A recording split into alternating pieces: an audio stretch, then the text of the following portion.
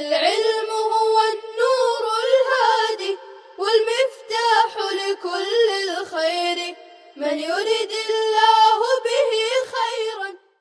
بسم اللہ الرحمن الرحیم الحمد للہ رب العالمین الحمد للہ حمدا کثیرا طیبا مبارکا فیہ یا رب لک الحمد کما ینبغی لجلال وجہک ولعظیم سلطانک وصلی اللہ وسلم علی نبینا محمد وعلی آلہ واصحابہ وبارک وسلم تسلیما کثیرا کثیرا. بسم اللہ الرحمن الرحیم.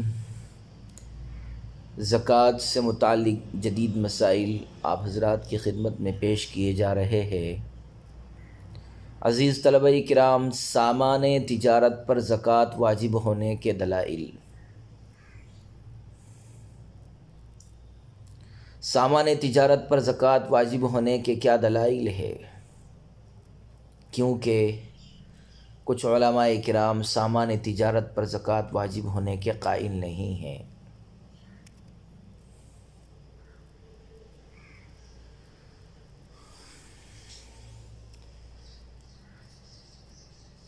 الحمدللہ جمہور اہل علم، جن میں ائمہ اربعہ امام ابو حنیفہ،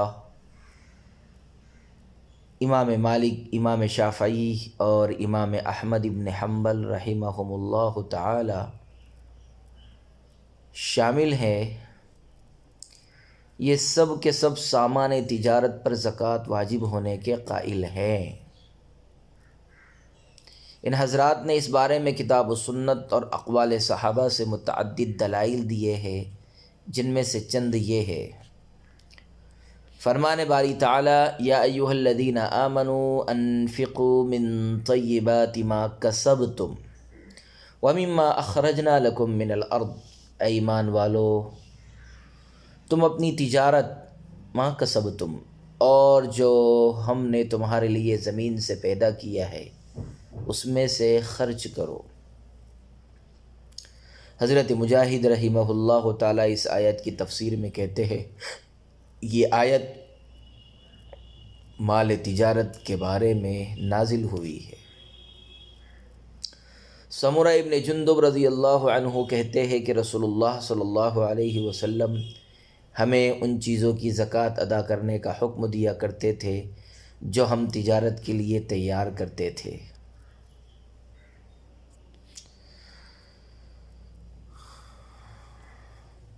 ابو داؤد شریف. ابن عبد البر نے اسے حسن کہا ہے.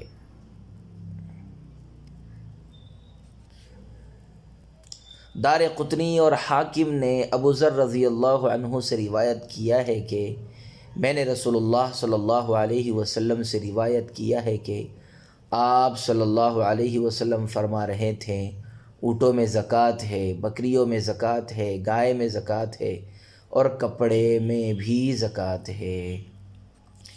حافظ ابن حجر تلخیص الحبیر میں کہتے ہیں کہ اس کی سند میں کوئی قابل اعتراض بات نہیں ہے. نووی رحمہ اللہ تعالی نے المجموع میں صحیح کہا ہے.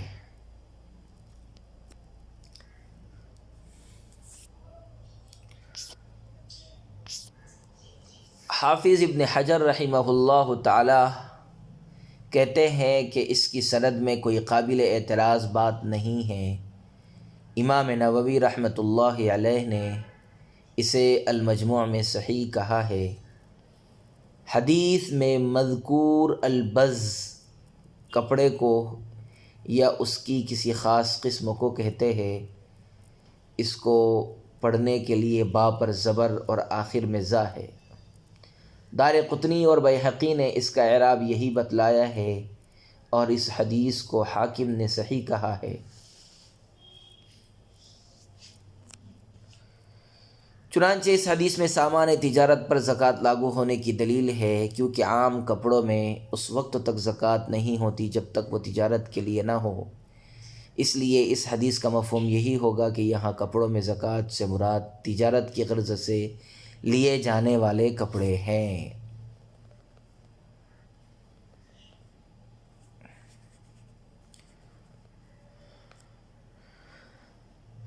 حضرت امام شافعی رحمہ اللہ تعالی، امام احمد، عبد الرزاق اور دار قطنی میں ابو عمرو بن حماد سے مروی ہے کہ ان کے والد نے ان سے کہا، میں چمڑوں کا کاروبار کیا کرتا تھا تو میرے پاس عمر بن خطاب رضی اللہ تعالیٰ عنہ آئے تو انہوں نے مجھے کہا اپنے مال کی زکوٰۃ ادا کرو۔ میں نے کہا میرا مال تو چمڑے کی شکل میں ہے، تو انہوں نے کہا اس کی قیمت لگاؤ اور پھر زکوٰۃ ادا کرو۔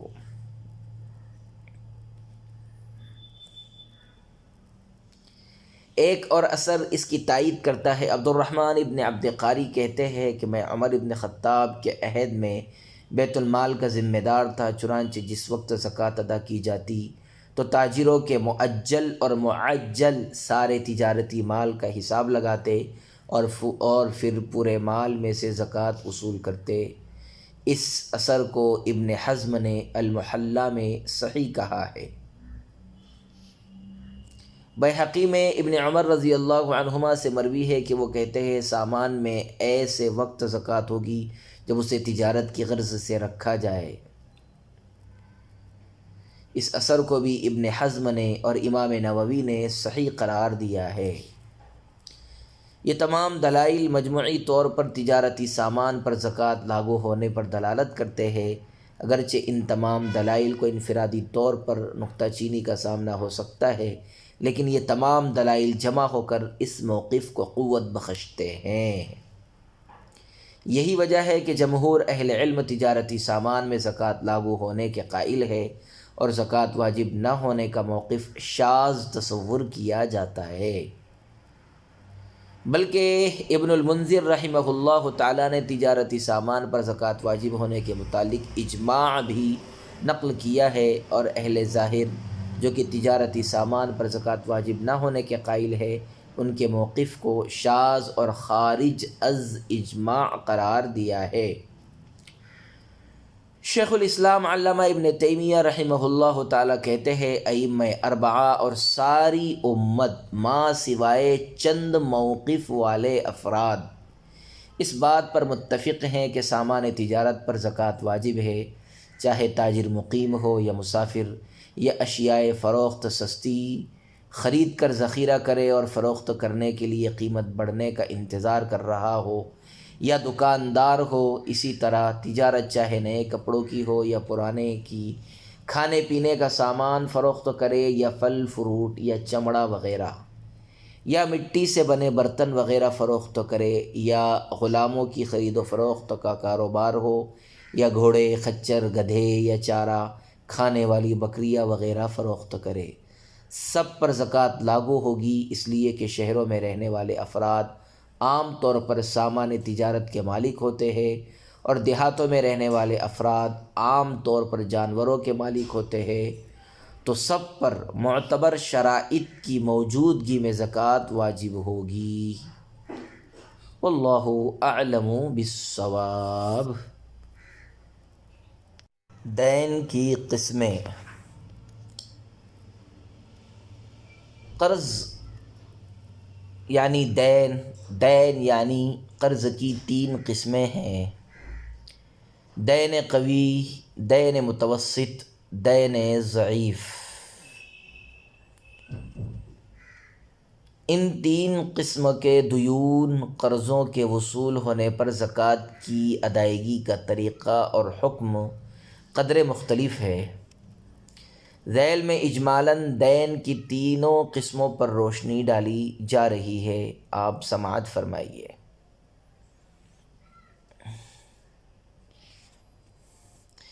دین قوی، جو مال تجارت کا یا قرض کا بدل ہو۔ دین متوسط، جو مال تجارت کے علاوہ کسی اور مال کا بدل ہو۔ دین ضعیف، جو کسی مال کا بدل نہ ہو یا بغیر بدل کے ہو۔ دین قوی کا حکم: اگر کسی شخص کو نقد روپیہ یا سونا یا چاندی بطور قرض دیا، یا کسی شخص کے ہاتھ تجارت کا مال بیچا اور اس کی قیمت ابھی وصول نہیں ہوئی، پھر یہ مال 1 سال یا 2 سال یا 3 سال کے بعد وصول ہوا تو ایسے قرضوں کو دین قوی کہتے ہیں۔ اگر کسی شخص کو نقد کیش روپیہ یا سونا یا چاندی بطور قرض دیا یا کسی شخص کے ہاتھ تجارت کا مال بیچا اور اس کی قیمت ابھی تک وصول نہیں ہوئی، پھر یہ مال 1 سال، یہ کیش پیسہ جو دیا تھا 1 سال یا 2 سال یا 3 سال کے بعد وصول ہوا تو ایسے قرضوں کو دین قوی کہتے ہیں۔ ایسا قرض اگر چاندی کے نصاب کے برابر یا اس سے زائد ہو تو وصول ہونے پر سابقہ تمام سالوں کی زکوٰۃ حساب کر کے دینا فرض ہے۔ لیکن اگر قرض یکمشت وصول نہ ہو بلکہ تھوڑا تھوڑا وصول ہو تو جب چاندی کے نصاب کا 20% یعنی 10.5 تولے وصول ہو جائے تو صرف اس 20% کی زکوٰۃ ادا کرنا فرض ہوگا۔ پھر جب مزید 20% وصول ہو جائے گا تو اس کی زکوٰۃ ادا کرنا فرض ہوگی۔ اس طرح ہر 20% وصول ہونے پر زکوٰۃ فرض ہوتی رہے گی اور زکوٰۃ سابقہ تمام سالوں کی نکالی جائے گی۔ اور اگر قرض کی رقم چاندی کے نصاب کے برابر نہیں بلکہ اس سے کم ہے تو اس پر زکوٰۃ فرض نہیں ہوگی، البتہ اگر اس آدمی کی ملکیت میں کچھ اور مال یا رقم ہے، اس قرض کے علاوہ کچھ اور مال اور رقم ہے اور دونوں کو ملانے سے چاندی کے نصاب کے برابر یا اس سے زائد ہو جاتے ہیں تو زکوٰۃ فرض ہوگی۔ دین متوسط کا حکم۔ اگر کسی کو قرض نقد و روپیے اور سونا چاندی کی صورت میں نہیں دیا، کیش کی، سونا اور چاندی کی صورت میں کسی کو قرض نہیں دیا اور تجارت کا مال بھی فروخت نہیں کیا ہے بلکہ کوئی چیز فروخت کی جو تجارت کی نہیں تھی، مثلاً پہننے کے کپڑے یا گھر کا کوئی سامان یا کوئی زمین فروخت کی تھی، اس کی قیمت باقی ہے تو ایسے قرض کو دین متوسط کہتے ہیں۔ کسی کو قرض نقد روپیے، سونا چاندی کی شکل میں نہیں دیا اور نہ ہی تجارت کا مال فروخت کیا ہے جس کے پیسے باقی ہو، بلکہ کوئی چیز فروخت کی جو تجارت کی نہیں تھی، مثلاً پہننے کے کپڑے یا گھر کا کوئی سامان یا کوئی زمین فروخت کی تھی، اس کی قیمت باقی ہے تو ایسے قرضوں کو دین متوسط کہتے ہیں۔ تو اگر یہ قیمت چاندی کے نصاب کے برابر یا اس سے زائد ہے اور چند سالوں کے بعد وصول ہوئی تو وصول ہونے پر سابقہ تمام سالوں کی زکوٰۃ اس پر فرض ہوگی، اور اگر یکمشت وصول نہ ہو تو جب تک یہ قرض چاندی کے نصاب کے برابر یا اس سے زائد وصول نہ ہو جائے تب تک زکوٰۃ ادا کرنا فرض نہ ہوگا، البتہ وصول ہونے کے بعد گزشتہ تمام سالوں کی زکوٰۃ ادا کرنا فرض ہے۔ اگر مذکورہ شخص صاحب نصاب ہو تو دین متوسط سے جو بھی تھوڑی تھوڑی رقم ملتی رہے اس کو اپنے پاس موجودہ نصاب میں ملاتا رہے اور زکوٰۃ دے۔ دین ضعیف کا حکم۔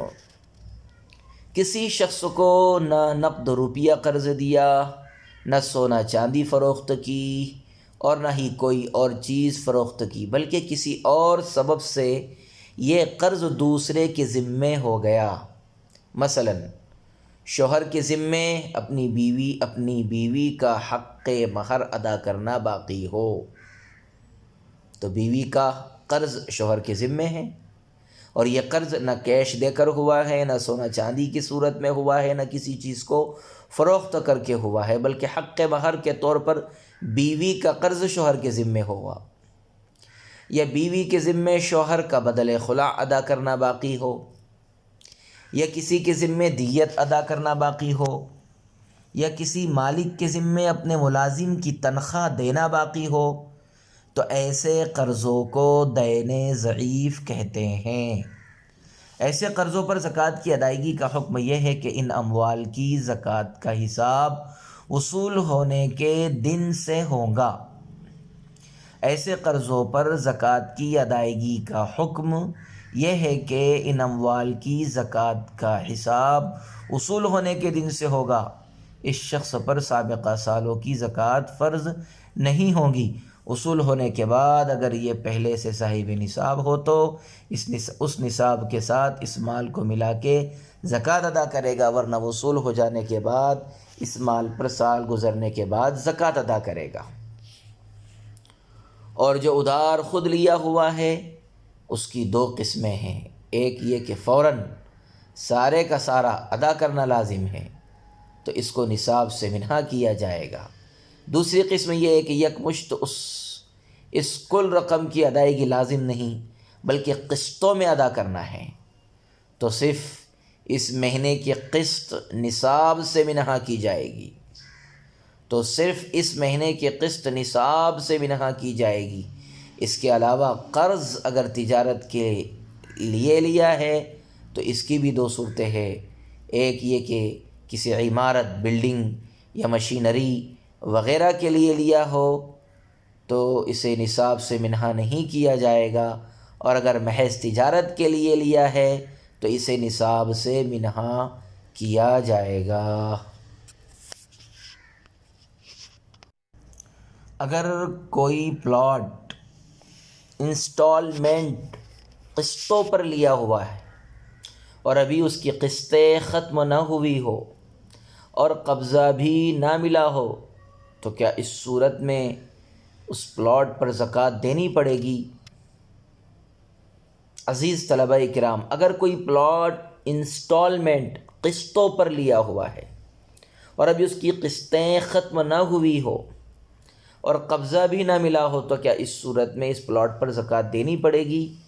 جواب: قسطوں پر جو پلاٹ خریدا جائے تو خریدنے والا اس پلاٹ کا مالک بن جاتا ہے، چاہے قبضہ ملا ہو یا نہ ملا ہو، اور چاہے قسطیں باقی ہو یا نہ ہو۔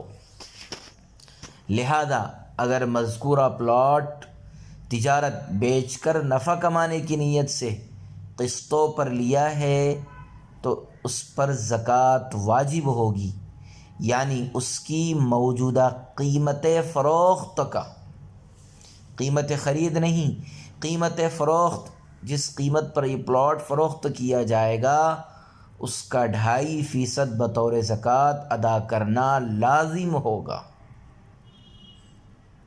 اگلی بات آپ توجہ سے سنیے، البتہ واجب الادا اقساط میں سے جن قسطوں کی ادائیگی زکوٰۃ کے رواں سال میں واجب ہو گئی تھی وہ کل رقم سے منہا کرنے کے بعد بقیہ رقم کی زکوٰۃ ادا کی جائے گی۔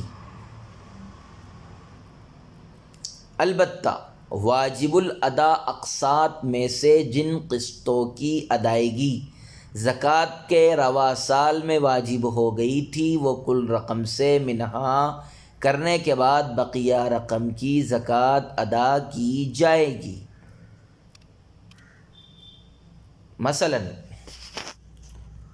پلاٹ کی قیمت 5 لاکھ روپے ہے،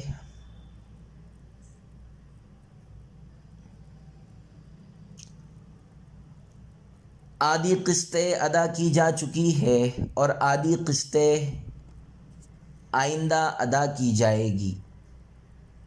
فرض کیجئے 3 لاکھ روپے ادا کیے گئے اور 2 لاکھ روپے باقی ہے۔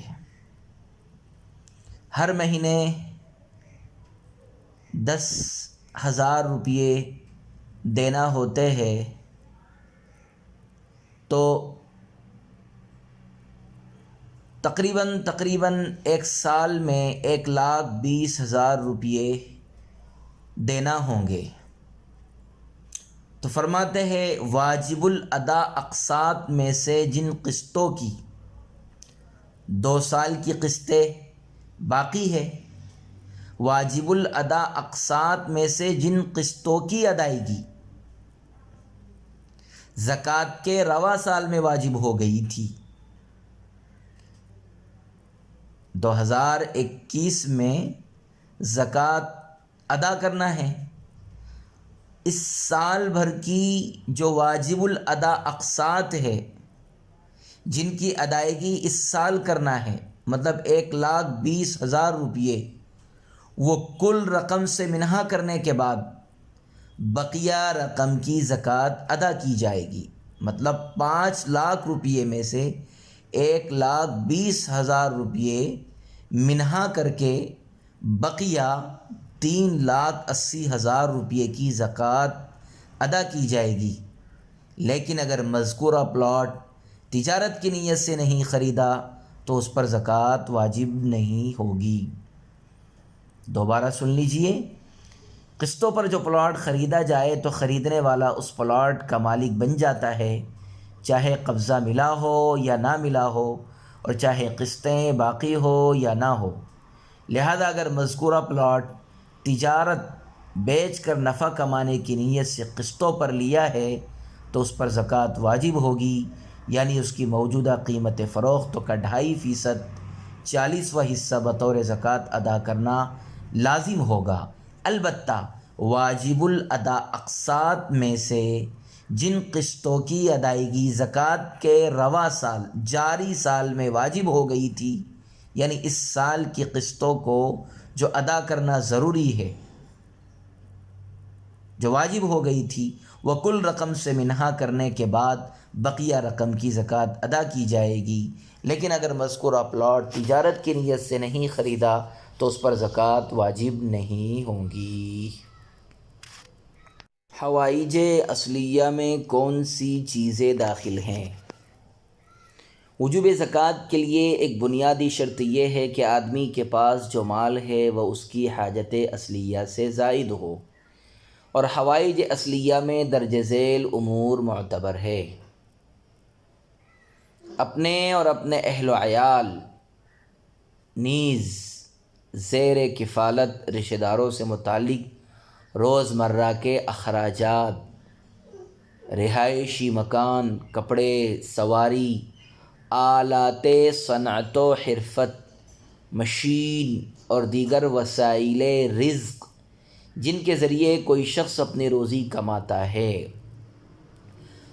حوائج اصلیہ میں ضروریات زندگی اور روزمرہ پیش آنے والے اخراجات داخل ہے، اور اعتبار سال بھر کے اخراجات کا ہوگا، اور آئندہ سال کی ضروریات کے لیے جو سرمایہ محفوظ رکھا جائے گا زکوٰۃ نکالتے وقت حوائج اصلیہ میں شمار ہو کر اموال زکوٰۃ سے منہا وضع نہیں کیا جائے گا۔ سونے چاندی کا مقررہ موجودہ نصاب، اگر کسی شخص کے پاس سونے اور چاندی کا مقرر کردہ نصاب 52.5 تولہ یعنی 612 گرام 35 ملی گرام چاندی، یا 7.5 تولہ یعنی موجودہ مقدار 87 گرام 479 ملی گرام سونا نہیں ہے، تو فی الحال جتنے روپیے میں 52.5 تولہ چاندی خریدی جا سکے اتنے روپیے کے مالک کو صاحب نصاب قرار دیا جائے گا، اور ان روپیوں میں 2.5% کے حساب سے زکوٰۃ واجب ہوگی۔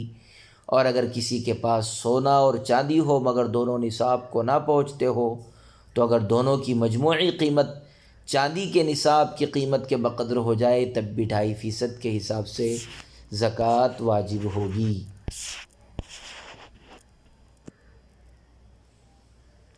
حج کے لیے جمع شدہ رقم میں زکوٰۃ، اگر کسی شخص نے حج کو جانے کے لیے حج کمیٹی یا کسی اور ٹورز کمیٹی والے کو پیشگی رقم جمع کر دی تو آمد و رفت کے کرائے اور معلم فیس پر زکوٰۃ واجب نہیں ہوگی۔ البتہ جو رقم کرنسی کی صورت میں واپس دی جاتی ہے اور وہ خرچ کے بعد بچ جاتی ہے اور نصاب کے بقدر ہے تو سال پورا ہونے پر اس پر زکوٰۃ واجب ہوگی۔ خیر، حج کے لیے جمع شدہ رقم میں زکوٰۃ، تو اگر کسی شخص نے حج کو جانے کے لیے حج کمیٹی کو پیسہ دے دیا یا کسی ٹورس والے کو دے دیا تو اب اس رقم پر زکوٰۃ واجب نہیں ہوگی۔ ہاں، دینے سے پہلے وہ رقم جمع ہے اور اس پر سال گزر رہا ہے تو ایسی صورت میں اس پر زکوٰۃ واجب ہوگی۔ گروی رکھی ہوئی چیز پر زکوٰۃ، اگر کسی شخص کے پاس بقدر نصاب زکوٰۃ مال تو ہے لیکن دوسرے کے پاس رہن گروی رکھا ہوا ہے تو راہن، گروی رکھنے والا اور مرتہن جس کے پاس گروی رکھی گئی دونوں پر اس مال مرہون گروی رکھے ہوئے مال کی زکوٰۃ واجب نہیں ہوگی، کیونکہ وجوب زکوٰۃ کے لیے ملک اور قبضہ دونوں ضروری ہے، جبکہ مال مرہون راہن کی ملکیت میں تو ہے مگر قبضہ نہیں، اور مرتہن کا قبضہ تو ہے مگر ملکیت نہیں، اس لیے گروی رکھے ہوئے مال پر زکوٰۃ واجب نہیں ہوگی۔ سونے چاندی کے اجزاء پر زکوٰۃ، بعض اوقات کپڑوں میں سونے چاندی کے تار لگے ہوتے ہیں، پہلے زمانے میں اس کا رواج اور استعمال کچھ زیادہ ہی عام تھا۔ اسی طرح گھڑی میں لگی ہوئی سونے چاندی کی سوئیاں یا سونے یا چاندی کے قلم، کرتے میں لگے بٹن، قرآن یا برتن میں بنے ہوئے سونے چاندی کے ستارے اور سونے چاندی کے وہ اجزاء جو باقی رہتے ہوئے کسی چیز کے ساتھ لگائے جاتے ہیں، جن کو الگ کرنا بھی بآسانی ممکن نہیں ہوتا، چاہے تجارت کے لیے رکھا ہو یا خرچ کے لیے یا زینت مقصود ہو یا کچھ بھی نیت نہ ہو، تو اس سلسلے میں احناف کے یہاں سونے چاندی کے ان اجزاء پر بھی زکوٰۃ واجب ہوتی ہے۔ اگر ان اجزاء سے ہی سونے چاندی کا نصاب پورا ہو جائے تو وجوب زکوٰۃ کے لیے یہی کافی ہے، ورنہ دوسری صورت میں سونے اور چاندی کی جو مقدار موجود ہے اس کو بھی ضم ملا کر کے زکوٰۃ واجب ہوگی۔ تجارتی پلاٹ پر زکوٰۃ، اگر کسی شخص نے کوئی پلاٹ بیچنے اور فروخت کرنے کی نیت سے خریدا ہو تو اس پر بازاری قیمت کے اعتبار سے زکوٰۃ واجب ہوگی۔ مثلا جس دن خریدا ہو اس وقت تو اس کی قیمت صرف 50,000 تھی، لیکن جس دن سال پورا ہوا اس روز اس کی قیمت بازار کے اعتبار سے 1,00,000 روپیے ہو تو 1,00,000 کی زکوٰۃ ادا کرنی ہوگی۔ کرائے کی پیشگی، پہلے وصول کردہ رقم پر زکوٰۃ، مکان یا دکان کا کرایہ دار جو رقم مالک مکان کو بطور پگڑی ادا کرتا ہے، پیشگی دے دیتا ہے، ڈپازٹ دے دیتا ہے، اس کی زکوٰۃ مالک مکان یا دکان پر لازم ہوگی، اس لیے کہ وہ اس رقم کا مالک ہو چکا ہے۔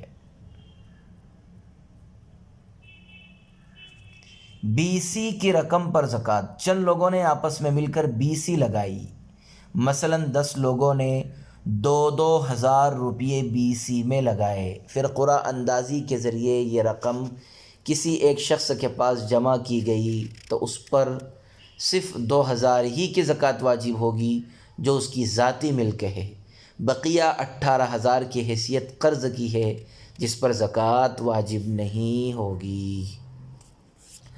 وصلی اللہ وسلم علی نبینا محمد وعلی آلہ واصحابہ وبارک وسلم تسلیما کثیرا کثیرا۔ السلام عليكم، لا تنسوا الاعجاب بالفيديو والاشتراك في القناة تشجيعا لنا لنستمر بنشر المزيد إن شاء الله.